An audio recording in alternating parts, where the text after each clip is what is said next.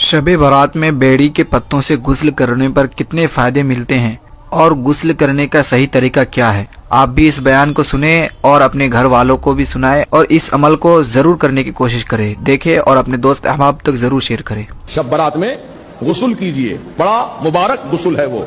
मगरिब की नमाज के बाद गुस्ल इस तरह करना है, 7 अदद बेर के पत्ते पानी में डालकर गर्म करो।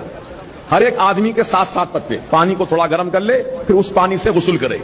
तो इसका फायदा यह है कि अल्लाह ताला साल भर तक उसको जादू टोने से महफूज रखेगा।